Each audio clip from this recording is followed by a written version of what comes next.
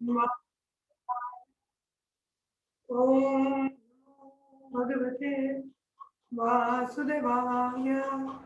ओम नमो भगवते वासुदेवाय। ओम अज्ञानतिमिरान्धस्य ज्ञानाञ्जनशलाकया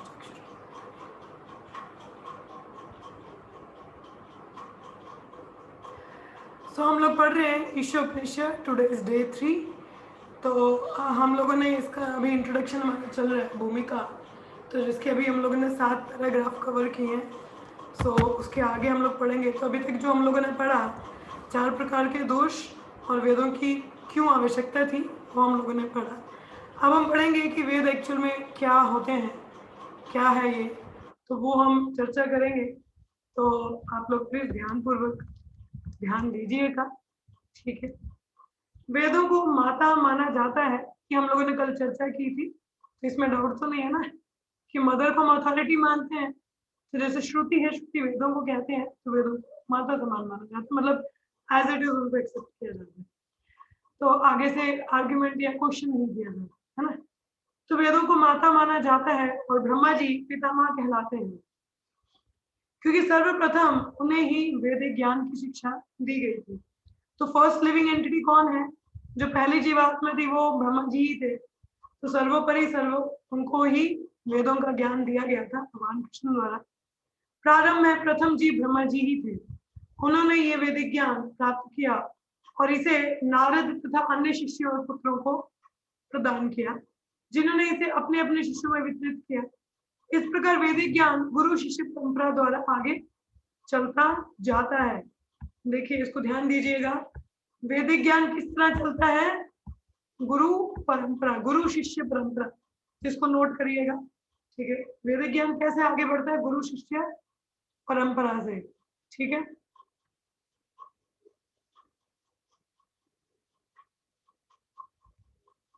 भगवद गीता में भी इसकी पुष्टि की गई है कि वैदिक ज्ञान इसी विधि से समझा जाता है। तो जो वैदिक ज्ञान है उसको किस तरीके से समझना चाहिए? गुरु से, हमें गुरु परंपरा में सीखना चाहिए, है ना। तो जैसे अर्जुन को ज्ञान दिया गया, फिर आगे परंपरा चली, सो इसको गुरु परंपरा में सीखना चाहिए, ठीक है। जैसे हमारा ब्रह्म गौड़ीय वैष्णव संप्रदाय है, तो परंपरा ब्रह्मा जी से चलती आ रही है, तो इस तरीके से ज्ञान आ रहा है। तो फिर आगे उनके शिष्य उनके शिष्य उनके शिष्य इस प्रकार से ज्ञान चलता है। तो गुरु शिष्य परंपरा से हमें ज्ञान अर्जित करना चाहिए और यही सही तरीका भी है। भगवद गीता में इसकी पुष्टि की गई है कि वैदिक ज्ञान इसी विधि से समझा जाता है। यदि आप प्रयोग आत्मक प्रयास करें तो भी आप किसी निष्कर्ष पर पहुंचेंगे, लेकिन समय की बचत करने की दृष्टि से आपको इसे स्वीकार कर लेना चाहिए। तो जैसे क्या कहा जा रहा है, ठीक है, अगर आप एक्सपेरिमेंट भी करते हो, थोड़ा एक्सपेरिमेंटल प्रयास भी किया आपने, एक्सपेरिमेंटल के थ्रू, एक्सपेरिमेंटल नॉलेज के थ्रू ज्ञान अर्जित करने का, कहीं ना कहीं पहुंचोगे, बट समय का एक तो बहुत समय लगेगा, और वैसे गारंटी भी नहीं कि निष्कर्ष भी सही हो, ठीक है नहीं। तो बेहतर तरीका क्या है? गुरु परंपरा से उसको धारण किया जाए, ठीक है।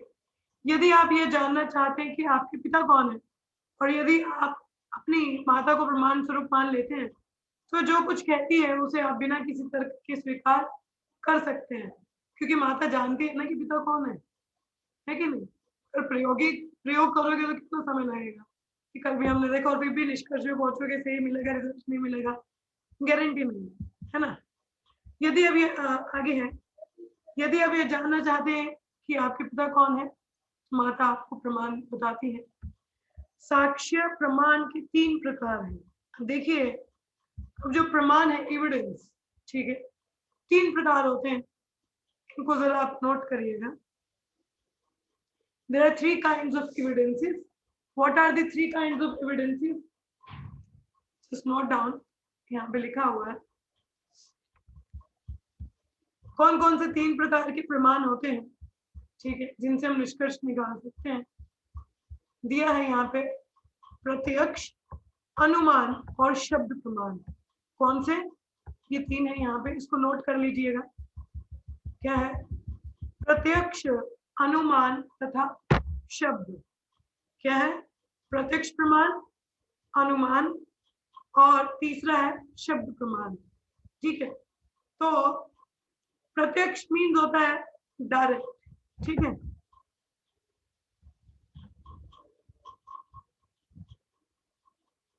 प्रत्यक्ष होता है कि मतलब डायरेक्ट अपनी इंद्रियों से समझने का प्रयास करते हैं।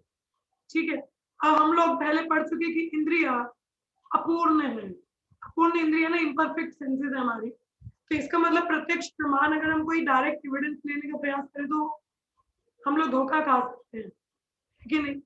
हम नित्य ही सूर्य को देखते हैं और हम जैसे यहाँ पे बताया प्रत्यक्ष का अर्थ है सीधा प्रमाण, मतलब डायरेक्ट आपकी इंद्रियों से जो आपको परसीव होता है उसको एज इट इज ले लेना। ठीक है, मगर आंखों के धोखे भी हो सकते हैं, इंद्रिया क्योंकि इम्परफेक्ट है ना हमारी, तो इंद्रिय अपूर्ण है तो वो जो डायरेक्ट हम इंद्रियों से परसीव करते हैं अपनी अपनी इंद्रियों से, वो गलत भी हो सकता है ना। तो ये जो प्रत्यक्ष प्रमाण है ये सही नहीं होता। ठीक है, हम जैसे बोला है प्रत्यक्ष प्रमाण अति उत्तम नहीं होता क्योंकि हमारी इंद्रियां पूर्ण नहीं है, तो मतलब ये तो कैंसिल आउट हो गया। ठीक है, हम नित्य सूर्य को देखते हैं और हमें ये एक छोटी सी थाली सा लगता है, किंतु ये अनेक लोगों की अपेक्षा कई अधिक विशाल है। अब देखो सूर्य को देखते हैं, सभी लोग देखते हैं, कितना सा दिखता है, छोटा सा है ना, कभी कभी तो मुट्ठी में ही आ जाएगा, मगर क्या ये इतना छोटा है? नहीं, कि हम डायरेक्ट परसीव करने की कोशिश कर रहे हैं आंखों से देख रहे हैं ना कि हाँ सूर्य इतना सा दिख रहा है, तो क्या वो असल में इतना सा है? नहीं, तो मतलब ये जो प्रमाण है वो सही नहीं हुआ ना, डायरेक्ट आंखों से परसीव कर रहे हैं, बता रहे कि सूरज इतना सा है, नहीं ना, सही नहीं है ना इस प्रकार से। तो ऐसे देखना किस काम, अतः हमें पुस्तकें पढ़नी होती हैं तब हम सूर्य के विषय में समझ सकते हैं। अब जैसे हम किताबें पढ़ेंगे तो हमें पता चलेगा कि सूर्य कितना विशाल है, कितना दूर है, तो कुछ पता चलता है कि नहीं। तो अतः प्रत्यक्ष अनुभव पूर्ण नहीं होता। सो ये जो डायरेक्ट प्रत्यक्ष प्रमाण है, इस direct evidence, it is not proper. ठीक है, आंखों का धोखा भी होता है ना, तो ये सही नहीं होता। तब आता है अनुमान। अब दूसरा कौन सा आ गया? अनुमान। ठीक है, अनु का अर्थ होता है पीछे और मान मन मतलब मन। ठीक है, तो मन के जो पीछे चलना, हाँ उसको कहते हैं अनुमान लगाना। समझ में आ रहा है? अनुमान क्या होता है?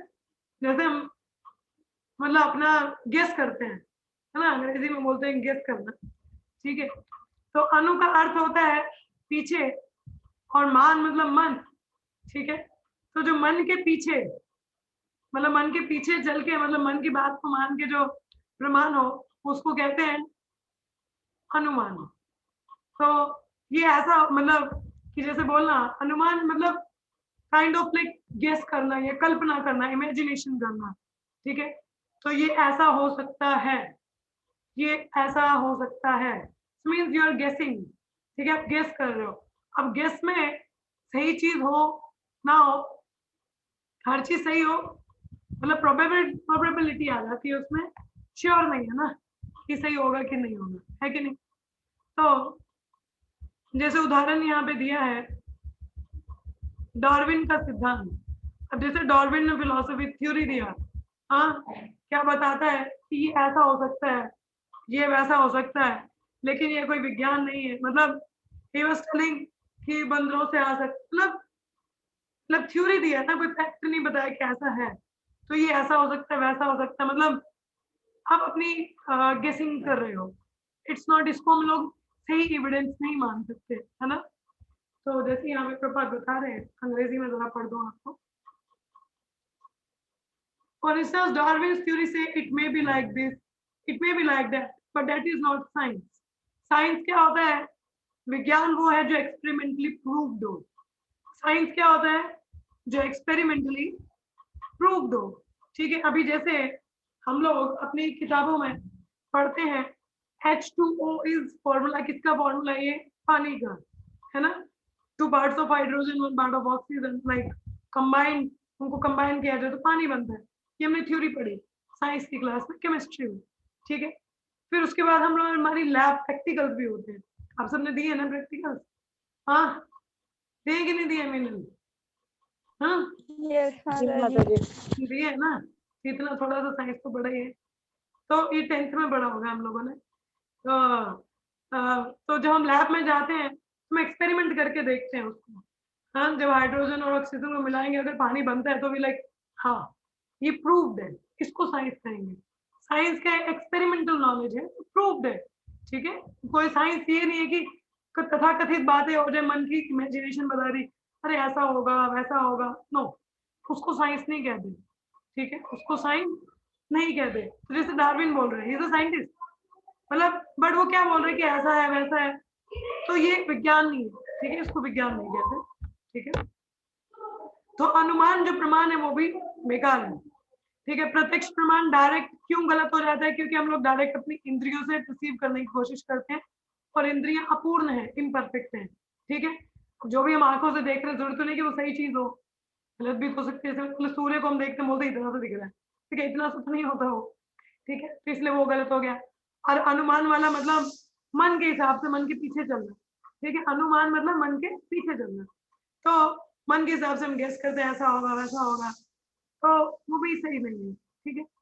तो अब तीसरा जैसे बताया है, आगे यहाँ पे बताया जा रहा है, आगे उदाहरण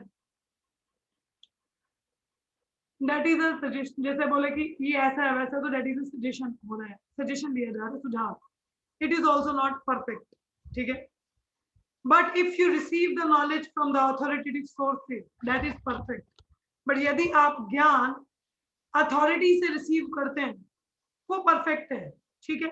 अब जैसे यदि आपको रेडियो स्टेशन के अधिकारियों से कोई कार्यक्रम निर्देशिका प्राप्त हो तो आप उसे स्वीकार कर लेते हैं। अब जैसे जैसे रेडियो पे प्रोग्राम्स होते हैं, ठीक है, तो मॉर्निंग में आई डोंट नो अगर आप लोगों ने पहले रेडियो सुना, मैं कॉलेज टाइम पे सुना करती थी, तो सुबह सुबह मुझे याद है सुबह सुबह वो अनाउंस करते थे उनका आज डेली का कौन कौन सा कितने बजे कौन सा प्रोग्राम है, कौन सा कितने बजे है। तो मतलब वो सारा पूरा मतलब सुबह का शाम तक का पूरा वो प्रोग्राम्स का बताते थे कि इतने बजे ये प्रोग्राम है, इतने बजे ये प्रोग्राम है, तो ऐसा वो पूरा बताया होता है। हाँ, तो उसको आप मानोगे, अथॉरिटी ना, वो अनाउंस कर रहा है कि कोई तो अधिकारी, रेडियो अधिकारी, रेडियो स्टेशन के अधिकारी पूरी प्रोग्राम की लिस्ट बता रहे कि इतने बजे ये चित्रहार आएगा, ये इतने बजे ये वाला प्रोग्राम आएगा, इतने बजे ये आएगा, तो उस हिसाब से आप जो सुनना चाहो उसको प्रोग्राम को ट्यून करोगे। अब जैसे मुझे पता रात को आई थिंक 11 साढ़े 11 बजे नीलेश मिश्रा का प्रोग्राम आता था, स्टोरी होती थी उसमें, story telling of some music and all, तो अब टाइमिंग पता होती थी, तो रात को उतने बजे, सुबह पता नहीं सोमवार से शुक्रवार या हफ्ते में 3 दिन आता था, मुझे याद नहीं, तब पता होता था प्रोग्राम का, पता चल गया आज है तो रात को हम ट्यून कर लेते थे तो पता चल गया, क्योंकि हमें पता है कि किसने बताई है हमें, कोई ऐसा व्यक्ति खुद से नहीं बता रहा, शायद या होगा पता नहीं, ऐसा शायद नहीं बोला, प्रॉपर वो बता रहा है आपको, अथॉरिटी बता रही है ना रेडियो स्टेशन से, तो मतलब प्रोग्राम वैसे ही होगा, है कि नहीं। तो उनको हम स्वीकार कर सकते हैं, इसमें कोई भी डाउट या शंका करने की बात ही नहीं आती है ना, हम उसे अस्वीकार नहीं कर सकते। ये होता है सही तरीका ज्ञान अर्जित करने का। इसके लिए आपको कोई प्रयोग नहीं करना होता, क्योंकि ये ज्ञान प्रमाणिक स्रोत से प्राप्त हुआ है। अब इसमें आपको एक्सपेरिमेंट नहीं करना कि प्रोग्राम इस टाइम पे आ रहा है कि नहीं, एक्सपेरिमेंट करने की जरूरत ही नहीं, क्योंकि ये प्रमाणिक स्रोत एक अथॉरिटी से आपको बताया जा रहा है कि नहीं। अब जैसे कोविड है, ठीक है, अब कोविड के जैसे वैक्सीन के बारे में कोविड के सिम्टम्स बताया जाए, ठीक है। अब जिस व्यक्ति को ना पता हो कि कोविड के क्या सिम्टम है, कोई नया व्यक्ति है उसको ना पता हो, तो कोई अगर वो पूछे हाँ जी भाई आपको पता है कोविड का हो जाए तो क्या सिम्टम है, बोले अच्छा तुझे बुखार है, तेरे को ये ऐसा है, शायद वो अपने हिसाब से बोले शायद ऐसा होता तो तब भी कोविड हो सकता है, अरे नहीं मैंने सुना था खांसी भी हो सकती है, अरे नहीं नहीं मैंने सुना था अगर ऐसे घुटने में भी दर्द हो रहा है तब भी कोविड हो सकता है। बट कैन यू, मतलब क्या आप उसको अथॉरिटी मान सकते हैं? नहीं। अथॉरिटी कैसे, अगर वर्ल्ड हेल्थ ऑर्गेनाइजेशन या किसी डॉक्टर के द्वारा बताया जा रहा है, या किसी मतलब ऑब्वियसली कोई डॉक्टर आपको बताएगा, आप उसको अथॉरिटी मानोगे ना, किसी ऐसे वैसे व्यक्ति को तो नहीं मानोगे, अच्छा मेरे को ये बीमारी है, इसने बोला, वो व्यक्ति बता रहे थे ऐसा ऐसा इसको सिम्टम, इसलिए वो सही तरीका नहीं है उसको लेने का ना। और या आप खुद से एक्सपेरिमेंट करो, अच्छा ये गोली खा लो तो इससे फर्क पड़ गया तो ठीक है, नहीं अच्छा वो वाली गोली खा लो, एक्सपेरिमेंट करने का कोई तुक ही नहीं बनता इसमें, है ना। जब डॉक्टर ने आपको बता दिया, आपको डिक्लेयर कर दिया आपको ये बीमारी है या आपको ये लक्षण नहीं है, अथॉरिटी है, मान लिया, है कि नहीं। तो जब भी हमें प्रमाणिक स्रोत से कोई भी ज्ञान अर्जित होता है उसको, वो सही तरीका है ज्ञान लेने का, जिसको कहते हैं शब्द प्रमाण। ठीक है, जिसको कहते हैं शब्द प्रमाण, थर्ड कैटेगरी हमारी। ठीक है, इसको हम बढ़ते हैं। This is our paragraph number 9। ठीक है, 8वां पैराग्राफ हो गया हमारा, भी 9वां पैराग्राफ हम पढ़ रहे हैं। वैदिक ज्ञान को शब्द प्रमाण कहा जाता है। शब्द प्रमाण मीन्स वेद वाक्य जैसे हम कह सकते हैं। ठीक है, शब्द प्रमाण हमारा आ जाता है, एक सेकेंड।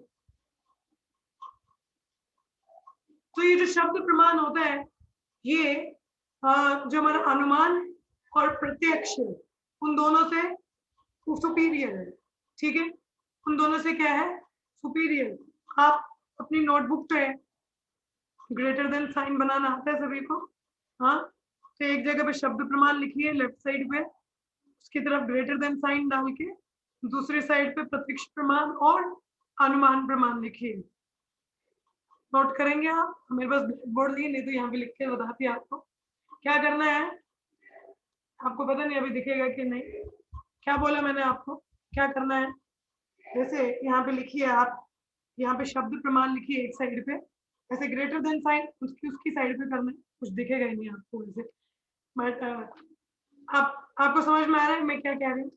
क्या करना है, शब्द प्रमाण इज ग्रेटर देन प्रत्यक्ष एंड अनुमान। तो ऐसा आपको कॉपी पे नोट करना है। किया आप लोगों ने, हाँ या ना, बताइए। जी माता जी किया। कर दिया, समझ में आ गया क्या करना है। जी ग्रेटर देन जी साइन किसकी तरफ होना चाहिए, शब्द प्रमाण। शब्द प्रमाण। ठीक है, और दूसरी साइड प्रत्यक्ष और अनुमान प्रमाण लिख देना। ठीक है, इसका जी मतलब जो माता जी। शब्द प्रमाण है इट इज सुपीरियर टू प्रत्यक्ष एंड अनुमान। ठीक है, तो जैसे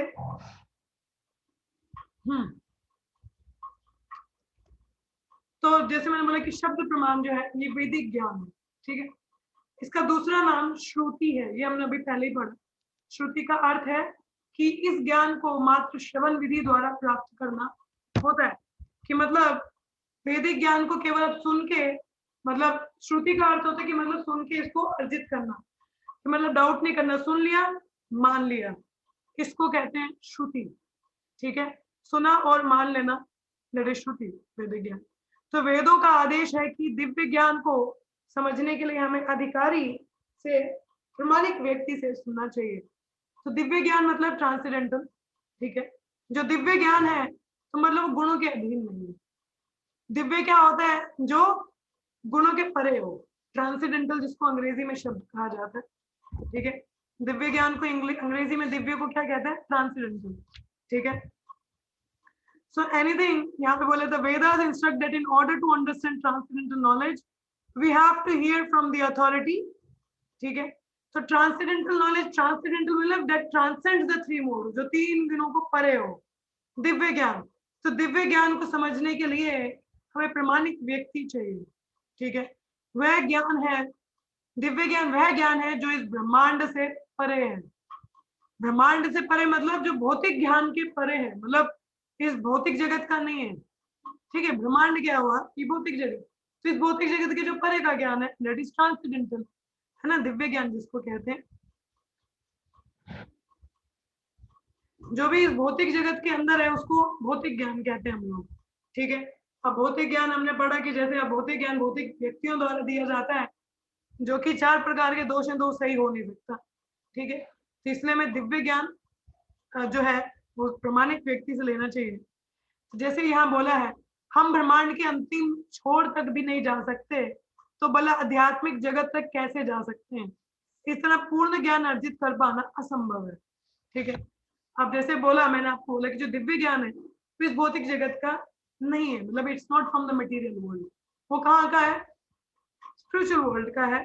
ठीक है, अब हम तो इस भौतिक जगत के अंत तक भी नहीं पहुंच सकते, तो अगर कोई बोले तो ये दिव्य ज्ञान कैसे समझेंगे हम, ये तो परे है हमसे, असंभव है ना, इसको तो समझ पाना आसान नहीं।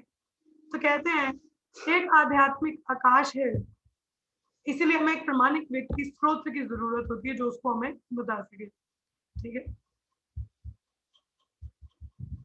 चलिए आगे बढ़ते हैं हम लोग।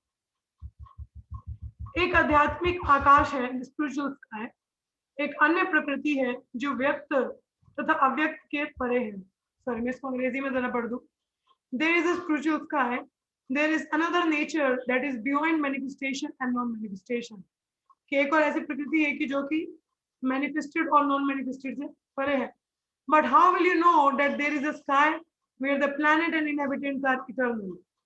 मगर आपको कैसे पता चलेगा कि ऐसा भी कोई आकाश है जहाँ पे सब कुछ दिव्य है, हाँ, जहाँ पे कई लोग हैं, कई निवासी हैं जो कि नित्य हैं, शाश्वत हैं, जो हमारी तरह मरते नहीं है बार बार। ये सारा ज्ञान उपलब्ध है, लेकिन आप प्रयोग कैसे करेंगे? ये सारा ज्ञान, ये सारी नॉलेज अवेलेबल है, क्या बोला है यहाँ पे? All this knowledge is there, but how will you make experiment? It is not possible. सारा दिव्य ज्ञान है ना, बाहर के लोगों पे क्या एक्सपेरिमेंट करोगे आप? Therefore, you have to take the assistance of the Vedas. तो वही बात है ना, जैसे आध्यात्मिक ज्ञान है, अब इस पे तो आप एक्सपेरिमेंट कैसे कर सकते हो, क्योंकि हमारी पहुंच से ही परे है ना। अब हमारी तो पहुंच से ही परे होगी तो इस पे हम एक्सपेरिमेंट नहीं कर सकते, तो फिर इसको कैसे अर्जित करेंगे हम? तो उसके लिए हमें वेदों को क्या बोला है? We have to take the assistance of the Vedas. हमें किसकी असिस्टेंस लेनी पड़ती है, किसका हेल्प मदद लेना पड़ता है? वेदों का। ठीक है, क्योंकि वेदों में दिव्य ज्ञान है, तो दिस इज कॉल्ड वैदिक नॉलेज। ठीक है, इसको कहते हैं वैदिक नॉलेज। तो जैसे प्रपात बता रहे हैं,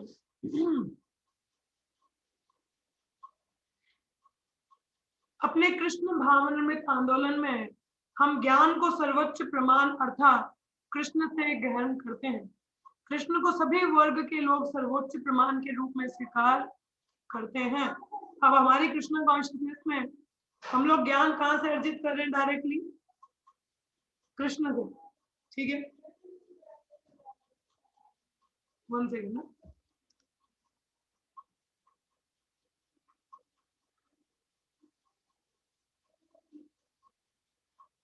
और कृष्ण को सभी वर्ग के लोग क्या है? सर्वोच्च प्रमाण मानते हैं। ठीक है, तो भगवान कृष्ण क्योंकि स्वयं सुप्रीम पर्सन है, तो उनको अथॉरिटी मानते हैं, और ये वेद कहाँ से आ रहे हैं? उनसे आ रहे हैं, इसलिए उनमें त्रुटियां नहीं है, दिव्य ज्ञान है। तो अगर हम इसको एज इट इज ले लेते हैं तो इसमें हम कोई भी धोखाधड़ी की बात है ही नहीं।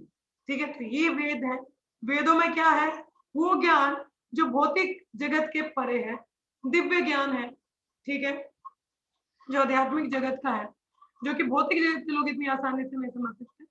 तो अगर उसको समझना है तो हम प्रयोग से नहीं समझ सकते, क्योंकि हम वहां तक पहुंच नहीं सकते, तो उसमें प्रयोग या एक्सपेरिमेंट क्या करेंगे? ठीक है, तो इसलिए हमें वेदों को सहायता लेने की आवश्यकता है, और उसको एज इट इज ले लेना चाहिए, क्योंकि जो वेद है वो भगवान द्वारा आए हैं। ठीक है, यहाँ तक सभी को क्लियर है? अभी यहाँ पे कोई डाउट है? हाँ, कि वेद क्या है, क्यों हमें अपनाने चाहिए? तो जैसे बोला कि 3 प्रकार के एविडेंसेस हम लोग ले सकते हैं, कि कोई भी अगर कोई घटना घटती है तो 3 प्रकार के एविडेंसेस हैं। ठीक है, उन 3 एविडेंसेस में से प्रमाण में से कौन सा प्रमाण सही है कि जिसको मान के हम बोल दें कि नहीं ये बात सही है, ये तथ्य बताते हैं, सही तथ्य बताते हैं। तो हमने जैसे पढ़ा, कौन सा प्रमाण पढ़ा? प्रत्यक्ष होता है, डायरेक्ट, अपनी इंद्रियों से परसीव करना। हमने देख लिया कि वो गलत है, गलत हो सकता है, क्यों? क्योंकि हमारी इंद्रियां पूर्ण है। ठीक है, तो वो कैंसिल आउट हो गया। दूसरा हमने देखा अनुमान, अनुमान प्रमाण, मतलब गेसिंग वर्ड, या अपने मन की सोचना, अच्छा ऐसा हो सकता है, वैसा हो सकता है, पर श्योरिटी नहीं है, तो मतलब वो भी कैंसिल आउट हो गया। तीसरा प्रमाण कौन सा आया? शब्द प्रमाण। ठीक है, शब्द प्रमाण मतलब जो वेदों में लिखा हुआ है उसको एज इट इज एक्सेप्ट करना। और वेदों को क्यों एज इट इज एक्सेप्ट करना है ये हमने देखा, क्योंकि उसमें जो ज्ञान है वो इस ब्रह्म के भौतिक जगत से परे है, और जो वेद है भगवान कृष्ण से आ रहा जो अथॉरिटी है। तो हमने देखा कि अगर हम अथॉरिटी से ज्ञान रिसीव करते हैं, दैट इज परफेक्ट, उसमें कोई भी त्रुटि नहीं होती। ठीक है, यहाँ तक सभी को क्लियर है? समझ में आया सभी को? हाँ या ना? यस, यस माता जी, आ गया। यहाँ पे कोई डाउट तो नहीं है? तीनों प्रमाण समझ में आए? ये याद रहेंगे शब्द क्या मतलब होता है इनका? अनुमान का मतलब जो मन के पीछे चले, प्रत्यक्ष मतलब डायरेक्ट, शब्द प्रमाण मतलब जो वेद वाक्य, जो शब्द वेदों में है। ठीक है, तो अभी इसमें तो कोई डाउट नहीं है ना? तीनों प्रमाण हम लोगों ने पढ़े आज। ठीक है, चलिए आगे बढ़े। आगे 10वां और 12वां। चलिए आगे वाला पैराग्राफ पढ़ते हैं, समय है हमारे पास।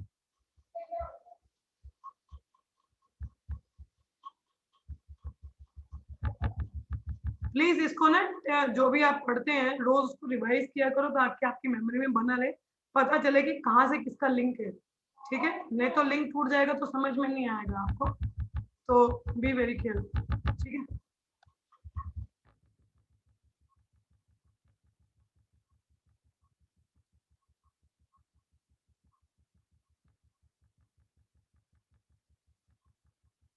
अब यहाँ पे प्रपात बता रहे हैं, ये कौन सा पैराग्राफ है, पैराग्राफ नंबर 10। ठीक है, 10वां पैराग्राफ नंबर है ये।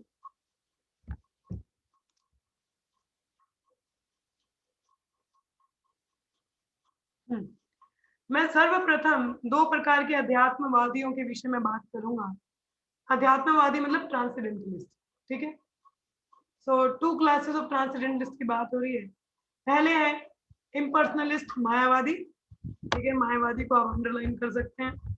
और दूसरे हैं कौन से, निर्विशेषवादी या मायावाद। ठीक है, तो ये जनरली इनको वेदांतिस्ट कहा जाता है। क्या कहा जाता है इनको, वेदांती, वेदांतिस्ट। ठीक है, जिनमें शंकराचार्य प्रमुख हैं, क्योंकि मायावाद की जो जिन्होंने मायावाद शुरू किया था वो कौन थे, शंकराचार्य थे। ठीक है, दूसरे प्रकार के अध्यात्मवादी ट्रांसेंडेंटलिस्ट कौन है, वैष्णव कहलाते हैं। यथा उनमें से प्रमुख कौन कौन से, रामानुजाचार्य, माधवाचार्य, विष्णु स्वामी। तो इनका नाम नोट कर लीजिएगा, नोट करो। 2 क्लासेस ऑफ ट्रांसेंडेंटलिस्ट, फर्स्ट मायावादी, उनका प्रमुख आ गया शंकराचार्य। दूसरी कैटेगरी वैष्णव, उनकी कैटेगरी आ गई रामानुजाचार्य, माधवाचार्य और विष्णु स्वामी। ठीक है, ये नोट करो कॉपी पे। नेक्स्ट है शंकर संप्रदाय तथा वैष्णव संप्रदाय, दोनों ने ही कृष्ण को पूर्ण पुरुषोत्तम भगवान के रूप में स्वीकार किया है।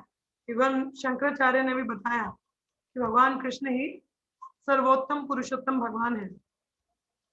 अभी जैसे हमने बोला ना कि वेद वेद क्या है, भगवान कृष्ण से आ रहे हैं, इसीलिए हम लोग अथॉरिटी मान रहे हैं। अभी हम लोग देखते हैं कि बाकी लोग भी उनको अथॉरिटी मानते हैं कि नहीं मानते हैं।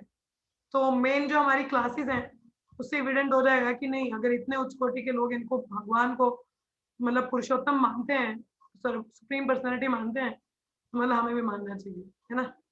तो दोनों क्लासेस है, मायावादी वैष्णव दोनों मानते हैं। ठीक है, तो शंकराचार्य को निर्विशेषवादी माना जाता है क्योंकि उन्होंने निर्विशेषवाद या निरंकार ब्रह्म का उपदेश दिया। इसके बारे में आई थिंक आप सबको पता होना चाहिए, हम लोग पहले पढ़ चुके हैं। ठीक है, लेकिन यह तथ्य है कि वे प्रश्न साकारवादी थे, प्रच्छन्न साकारवादी थे। अब शंकराचार्य कौन थे, भगवान शिव। शंकराचार्य कौन थे, भगवान शिव थे। और भगवान शिव वैष्णवानाम यथा शंभु, तो वो तो सबसे बड़े वैष्णव हैं, तो वो कैसे मायावाद प्रचार कर सकते हैं। वो भी खैर भगवान का आदेश था तो उन्होंने किया, तो हिडन अंदर से तो वो पूरे वैष्णव ही थे, दो बाहर से दो प्रचार वो मायावाद को कर रहे थे। ठीक है, तो उन्होंने भगवत गीता पर अपने भाष्य में लिखा है, इवन उन्होंने भी भगवत गीता में टिप्पणी दी है, टीका टिप्पणी कमेंट किया है। उसमें क्या लिखा है, पूर्ण पुरुषोत्तम भगवान नारायण इस दृश्य जगत से परे हैं। ठीक है, क्या बोला है, इस दृश्य जगत से परे मतलब इस भौतिक जगत के नहीं है। और आगे फिर इसकी पुष्टि करते हैं कि वह पूर्ण पुरुषोत्तम भगवान नारायण स्वयं कृष्ण है। तो फिर क्या बताया कि वो जो नारायण जिनकी वो बात कर रहे हैं वो कौन है, कृष्ण है। उन्होंने देवकी तथा वासुदेव के पुत्र रूप में जन्म लिया है। तो अब मुझे बताओ, कोई व्यक्ति अगर पुत्र रूप में जन्म ले रहा तो निरंकार कैसे हो सकता है, नहीं हो सकता ना। तो ये टिप्पणी किसकी है, शंकराचार्य की, जो मायावाद के मतलब हेड है। ठीक है, उन्होंने प्रचार किया, मगर ये टीका टिप्पणी किसकी है, शंकराचार्य की। तो उन्होंने भी माना है कि भगवान कृष्ण भगवान स्वरूप में सबसे पुरुषोत्तम है।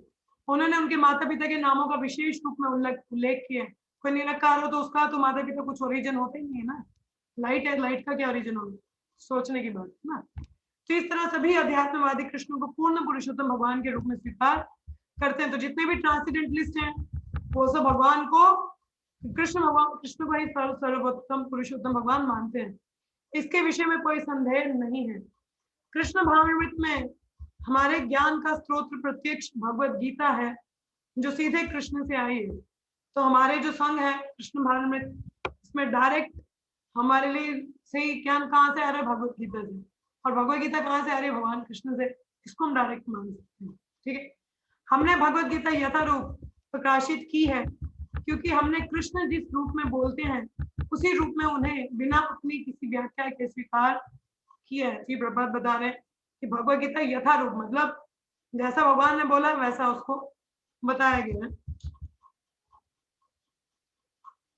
चलिए पैराग्राफ में पढ़ देते हैं। यही वैदिक ज्ञान है। ठीक है, चूंकि वैदिक ज्ञान शुद्ध होता है अतएव हमें उसे स्वीकार करते हैं। कृष्ण जो भी कहते हैं हम स्वीकार करते हैं, यही कृष्ण भावनामृत है। अब भगवान अब श्रील प्रभुपाद कृष्ण भाषण इसके बारे में बताएं। इससे समय की काफी बचत होती है। देखिए अब डायरेक्टली हम भगवान को मान लेते हैं, अथॉरिटी मान रहे तो हमें कुछ दिमाग लगाने की जरूरत नहीं, टाइम बचा के नहीं। तो यदि आप सही प्रमाण या ज्ञान स्रोत को स्वीकार करते हैं तो आपके समय की अत्यधिक बचत होती है। तो वही है कि अगर आप अथॉरिटी को एक्सेप्ट करते हो, अथॉरिटी से ज्ञान लेते हैं तो आपको हरी बोल, अगर आप अथॉरिटी से ज्ञान लेते हैं तो आपका समय की बचत है ना, कि अपनी माथापेची करने की आवश्यकता ही नहीं। ठीक है, उदाहरणतः भौतिक जगत में भी ज्ञान की दो पद्धतियां हैं।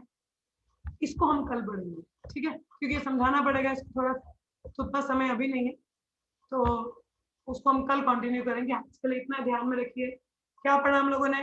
3 वेदों को माता कहा जाता है, श्रुति, और दूसरा देन हम लोगों ने पढ़ा कि 3 प्रकार के प्रमाण हैं। ठीक है, प्रत्यक्ष, अनुमान और शब्द प्रमाण। तो हमने देखा प्रत्यक्ष और अनुमान मतलब सही नहीं है, सही डायरेक्ट नॉलेज एक्वायरिंग नहीं है कि वहां से हमें ज्ञान लेना चाहिए या उसको मान लेना चाहिए।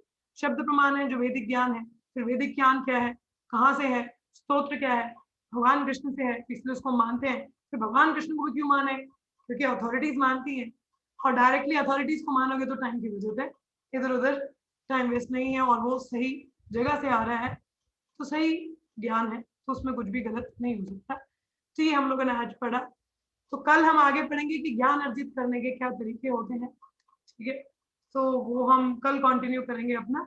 ठीक है, अभी आज के लिए किसी का कोई प्रश्न हो या पीछे भी अगर आप रिवाइज कर रहे हैं तो कुछ डाउट अगर है तो आप पूछ सकते हैं। हरे कृष्ण जी, किसी को कुछ कहना है या कोई प्रश्न है किसी का? समझ में सभी को आ रहा है होपफुली, कुछ कंफ्यूजन नहीं है? माता जी, वो निर्वेशवादी के बारे में आपने क्या बताया था? इनके बारे में वो आपने बताया था ना कि 2 वो है, क्या एक है मतलब मायावादी एंड सेकंड वन इज निर्वेशवादी। अध्यात्मवादी 2 प्रकार के हैं, एक है मायावादी वाले और एक है वैष्णव। तो मायावादी में जो मेन हेड है वो शंकराचार्य हैं, और हमारे वैष्णव में रामानुजाचार्य, माधवाचार्य और विष्णु स्वामी। उन 3 का नाम यहाँ मेंशन है तो आप भी नोट कर लीजिएगा, ये बताया मैंने जी, अच्छा। ठीक। और क्या पूछना है आपको? यस, यही था माता जी। ओके। और किसी को कुछ पूछ ले, कुछ मिस कर दिया आपने पॉइंट? हाँ मीनल, सब क्लियर है?